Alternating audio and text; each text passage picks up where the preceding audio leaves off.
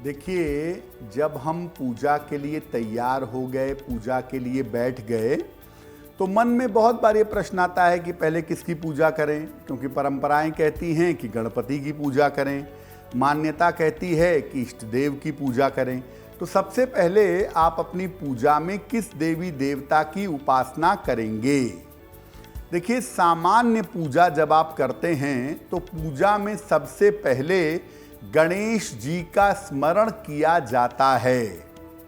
लेकिन अगर आप गुरु दीक्षित हैं, आपने अपने गुरु से दीक्षा ली है, तो सबसे पहले अपने गुरु का स्मरण करें। सबसे पहले आपको अपने गुरु का स्मरण या पूजा करनी चाहिए।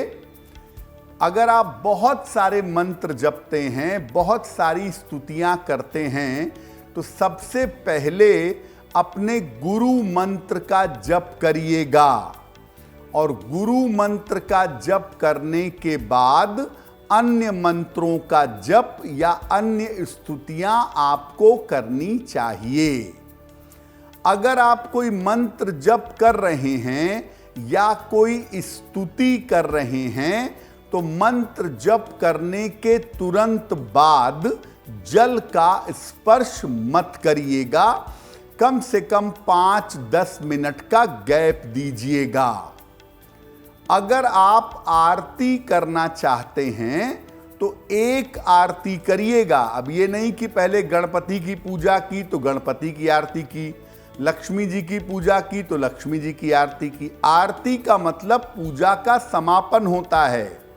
तो एक ही आरती करिए, चाहे ओम जय जगदीश हरे करिए, चाहे जो आरती आपको प्रिय है वो आरती करिए। पूजा के अंत में एक ही आरती आपको करनी है। तो शुरुआत में आप प्रभु से प्रार्थना करेंगे कि आपकी पूजा सफल हो।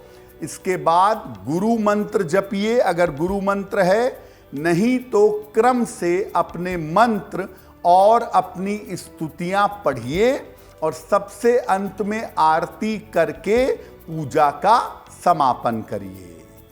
देखिए, सामान्यतः हम सब अपनी बुद्धि, अपनी समझ और अपनी सोच के अनुसार पूजा करते ही हैं। छोटी छोटी सी कुछ बातें हैं जिनका आपको अपनी पूजा उपासना में ध्यान रखना चाहिए।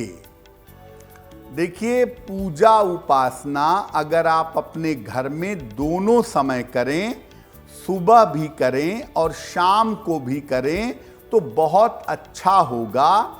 अगर एक समय पूजा करते हैं तो संध्या काल में सूर्यास्त के समय जब पूजा करते हैं, वो पूजा करना ज़्यादा जरूरी है।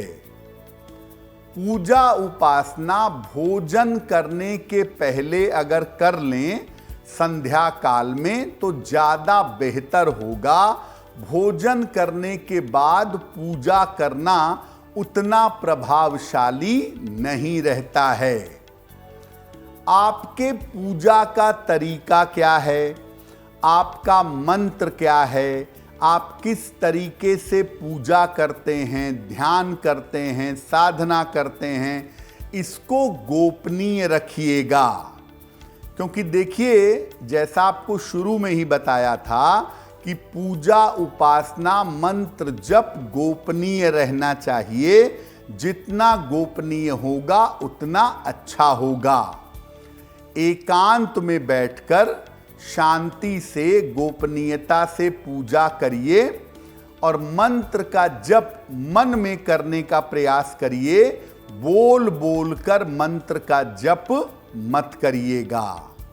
तो थोड़ी पवित्रता, थोड़ी सावधानी और थोड़ी गोपनीयता के साथ अगर आप पूजा करेंगे तो पूजा के परिणाम आपके लिए शुभ होंगे।